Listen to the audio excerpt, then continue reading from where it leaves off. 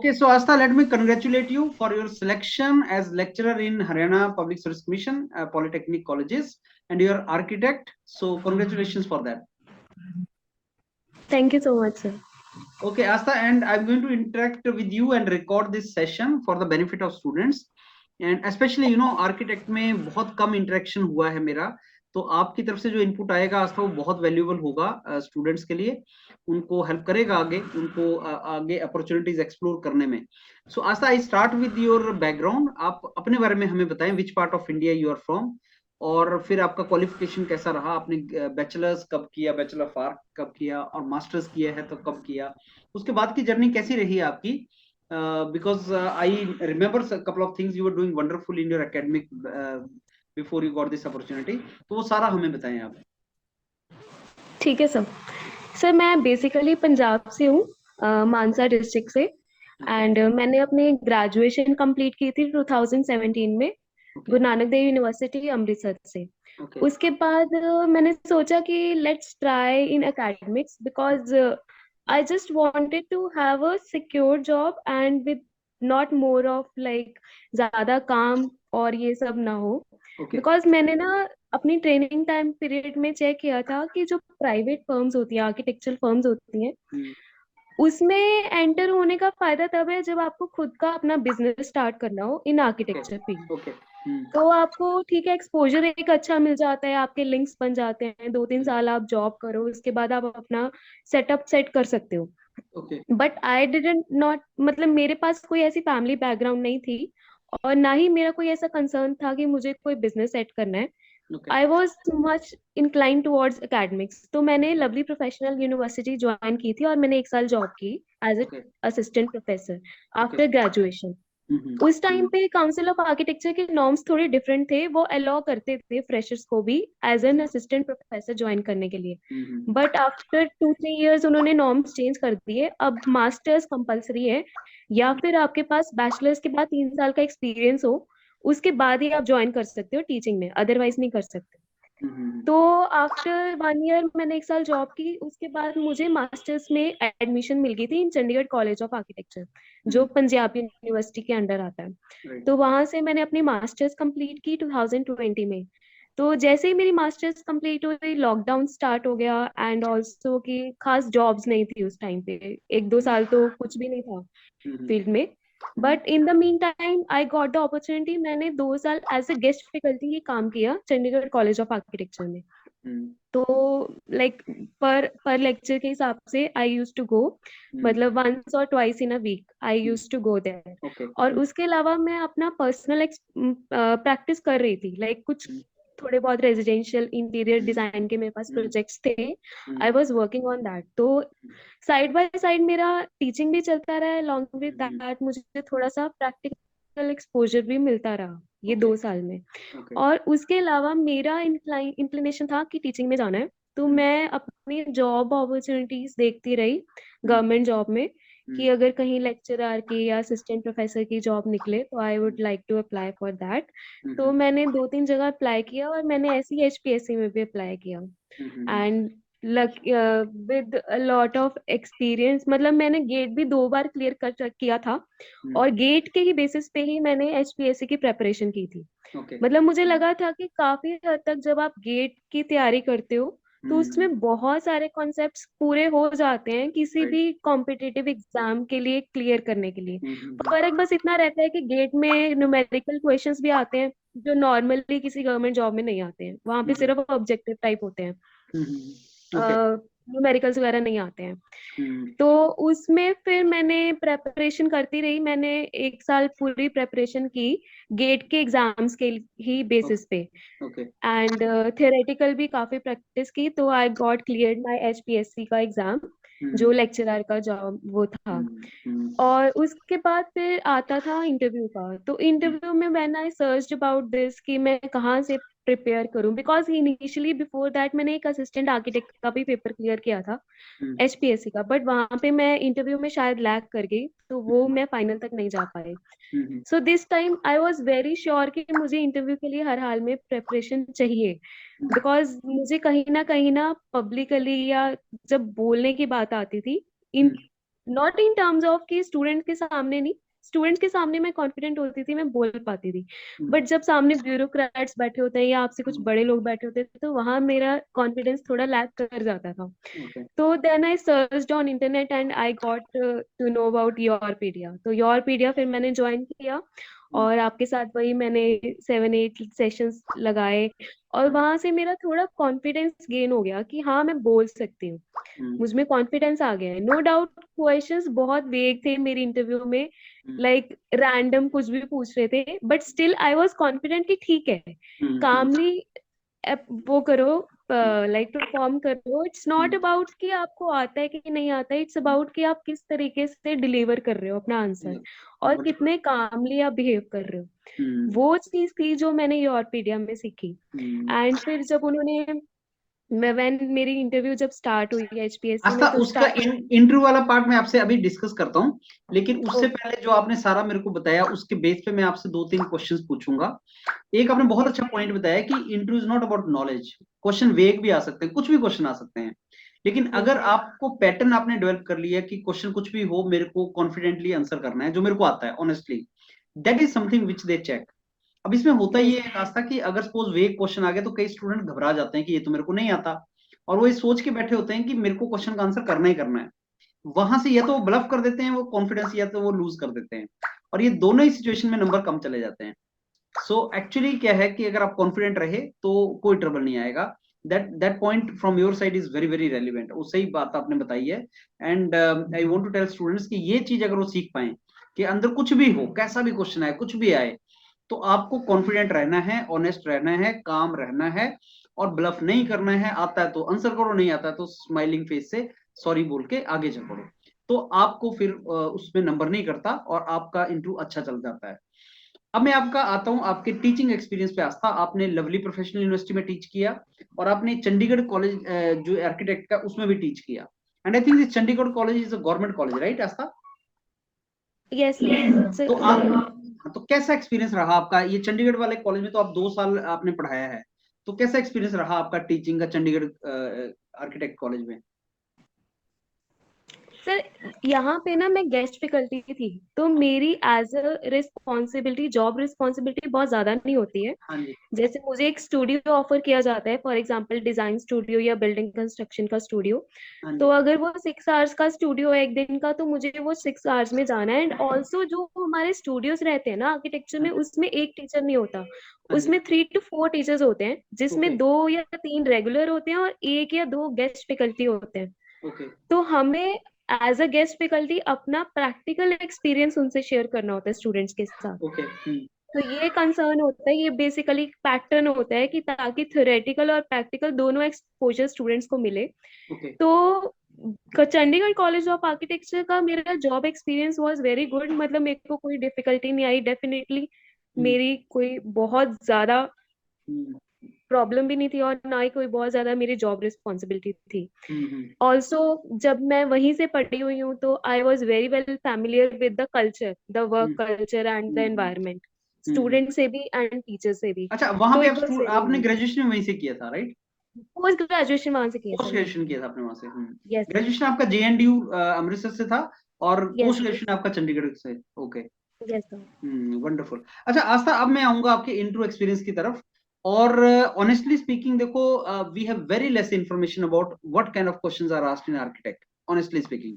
और जब मैं आपके साथ सेशन भी करता था तो मैं खुद तैयार करके आया होता था आर्किटेक्ट के कि यार क्या क्वेश्चन आर्किटेक्ट से. तो मैं I used to Google out and I used to find on the YouTube also कि as architect student what can I ask this girl and how we can proceed forward. तो बहुत कम knowledge है इस चीज का. तो आप प्लीज डिटेल में हमें बताएं कि उन्होंने क्वेश्चंस क्या पूछे थे और किस तरीके से आपका पूरा इंटरव्यू गया था. Yes sir. सर स्टार्ट ही ऐसे हुआ कि जैसे मैंने अपना इंट्रोडक्शन दिया, मुझे एक्सपेक्टेड था कि वो कहीं ना कहीं मेरे इंट्रोडक्शन से कोई ना कोई क्वेश्चन पुट करेंगे, ओके. बट अनफॉर्चुनेटली ऐसा कुछ नहीं हुआ. उन्होंने मेरे किसी भी इंट्रोडक्शन से कुछ भी नहीं पूछा. उन्होंने बहुत ही वेगली स्टार्ट किया. एक सर थे, आई एम नॉट श्योर कि वेदर ही वाज ब्यूरोक्रेट और a technical person. He just started with the very random topic, it is vastushastra. Luckily I was aware of vastushastra. मैंने मेरे किया ख्याल से हुआ आपने ये चीज बताई भी थी interview. I don't know whether but you used to discuss about this. Sir मेरे को मैंने बात डिस्कशन की थी, बट मैंने ना इंट्रोडक्शन के पार्ट में नहीं इंक्लूड किया था हाँ ये कि मैंने नहीं, मेरे को आता है या कुछ भी है। हम्म, तो वो मेरा लक समझो या कुछ भी, कि मुझे आता था बाय बाय हम्म, लक। तो हम्म, उन्होंने मुझे वास्तुशास्त्र के बारे में पूछा, एंड कुछ दो तीन चीजें पूछी कि किचन एज पर योर वास्तुशास्त्र कहाँ होनी चाहिए या जो भी हम्म, है। हम्म, And in the center there was a bureaucrat person, and I was not sure what he was trying to deliver, but he was asking me कि अगर एक तरफ तो हम कहते हैं कि भगवान हर दिशा में है, हर कोने में है, तो हम वास्तुशास्त्र को क्यों माने। Philosophical so I was question. Like कि ओके, अब इसका क्या मैं आंसर करूँ। So उस time, at that time I was like, okay, you have to be calm and you can just give the answer in a manipulative way कि ठीक है सर, जिसको मानना है वो इसको अगर इसकी चीज में जाना चाहता है तो I have knowledge for that, but if somebody does not want to consider this in their design, then it's their choice.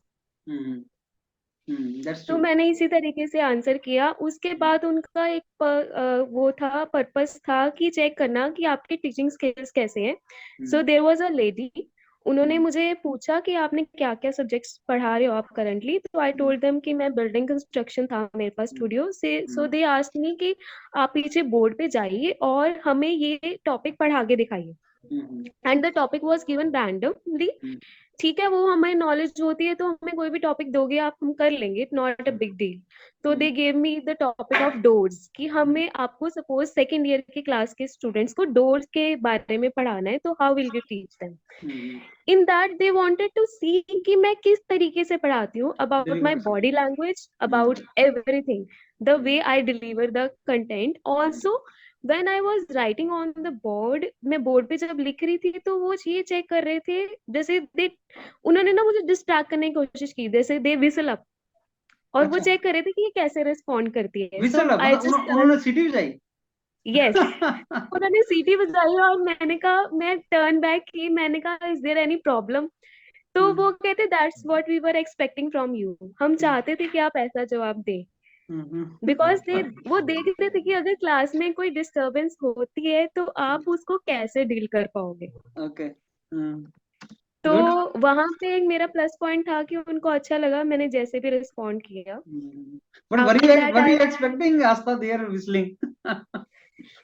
Sir मतलब मुझे ना कहीं ये लग रहा था, आई डोंट नो कहाँ से, पता नहीं कैसे मेरे दिमाग में ये बात आई कि शायद वो मुझे चेक करेंगे। अच्छा। तो कहीं ना कहीं मैं मेंटली इसलिए थोड़ा सा प्रिपेयर्ड थी। एंड ऑल्सो जैसे कि सर एक ना बंदे की एक कुछ पर्सनल ट्रेड्स होते हैं। इवन जब मैं टीच कर रही थी तो मैं आई was very discipline kind of person, और मुझे ना बिल्कुल भी इनडिसिप्लिन पसंद नहीं था क्लास में कभी भी। तो वो एक मतलब सबकॉन्शियस एक एक्ट भी होता है कि जब मेरी क्लास में अगर कोई डिस्टरबेंस हो रही है तो मैं ऐसे ही एक्ट करूंगी।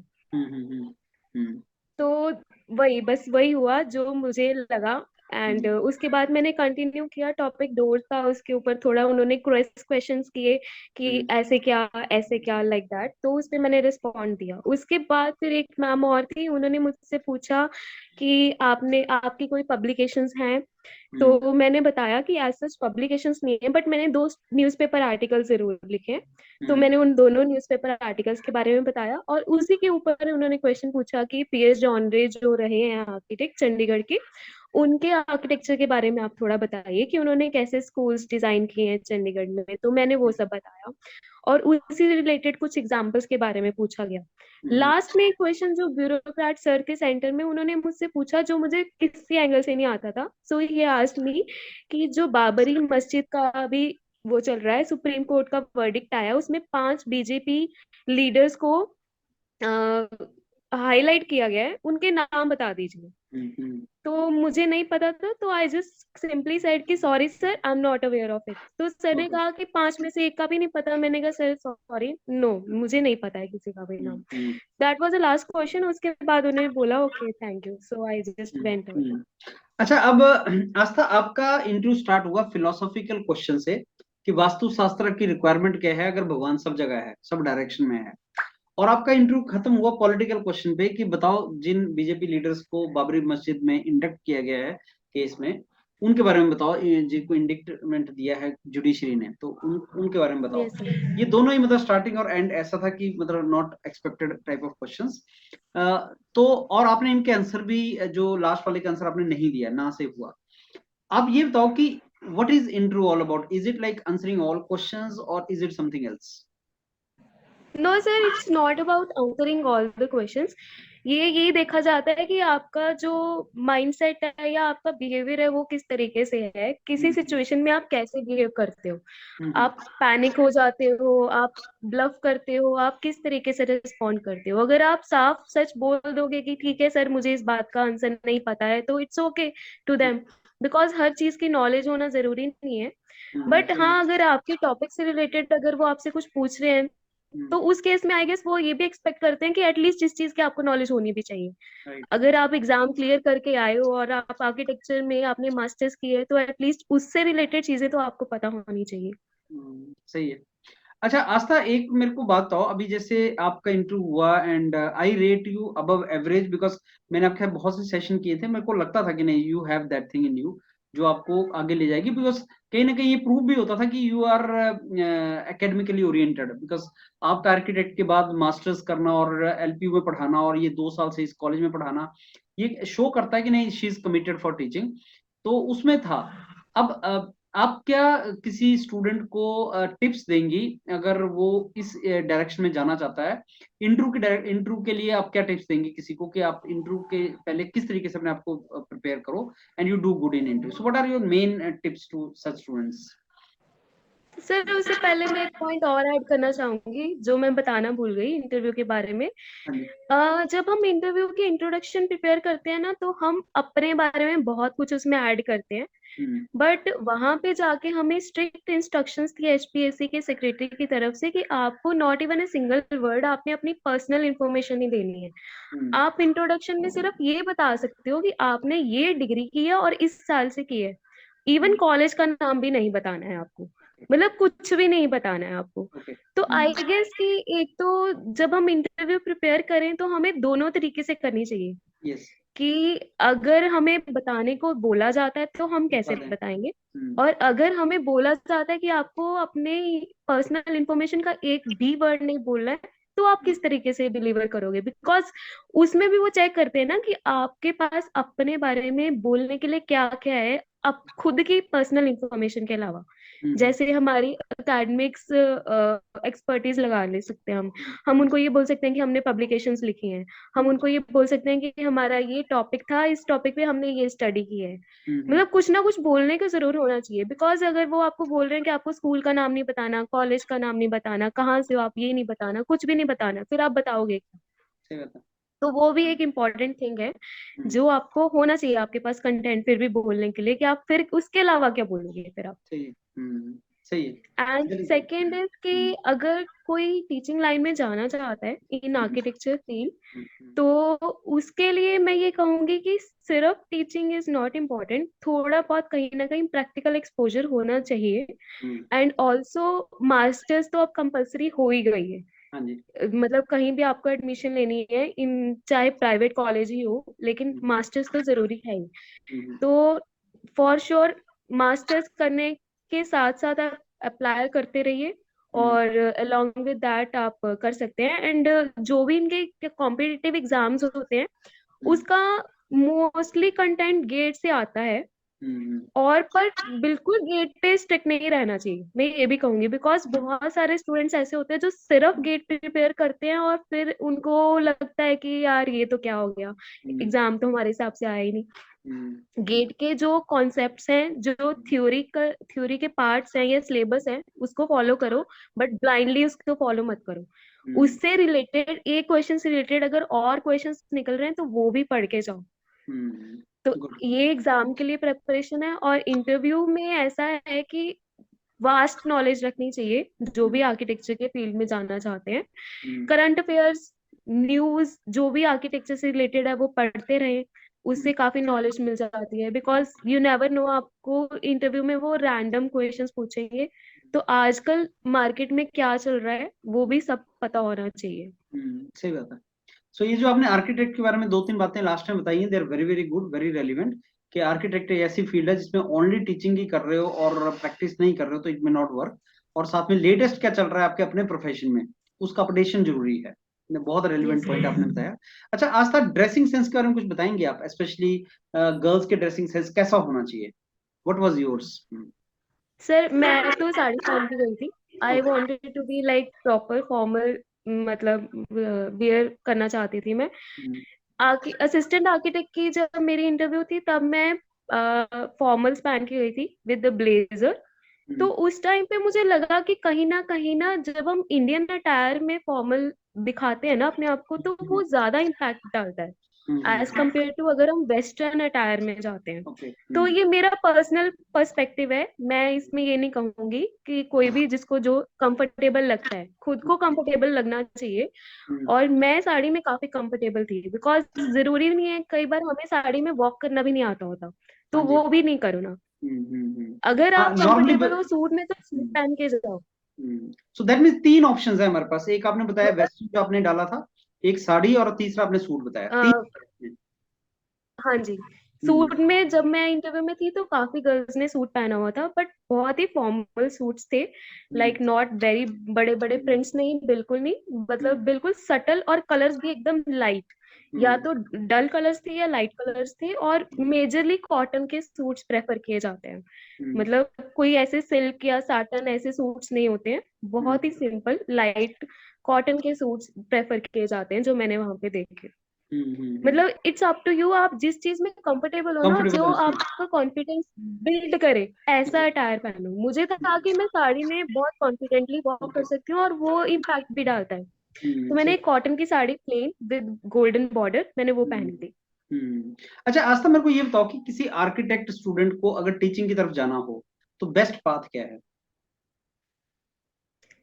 सर, पहले तो बैचलर्स तो ऑब्वियसली करनी ही पड़ेगी। बैचलर्स के साथ अगर आप नॉट इमीडिएटली मास्टर्स ना करो तो जरूरी नहीं है, बिकॉज मास्टर्स में जब हम स्पेसिफिकली टॉपिक लेते हैं ना, हम्म। तो हमें श्योर नहीं होता हमें कौन से टॉपिक पे स्पेशलाइजेशन करनी है। बिकॉज मास्टर्स जब हम करते हैं तो हमारे पास बहुत सारे फील्ड्स खुल जाते हैं। हम्म। लैंडस्केप आर्किटेक्चर, अर्बन डिजाइन, हम्म। प्लानिंग भी आ जाता है।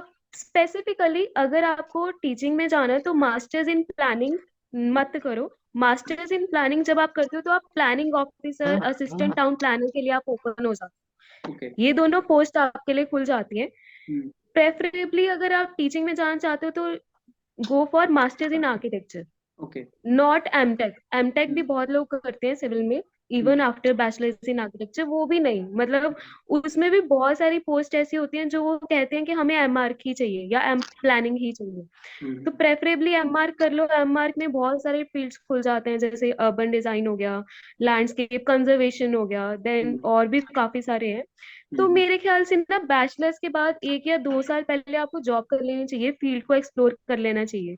ओके। उसके बाद डिसाइड करो कि मास्टर्स कौन से फील्ड में करनी है, किस चीज में आपका इंटरेस्ट है, किस हम्म। चीज में आपको लगता है कि आपको स्पेशलाइजेशन की जरूरत है।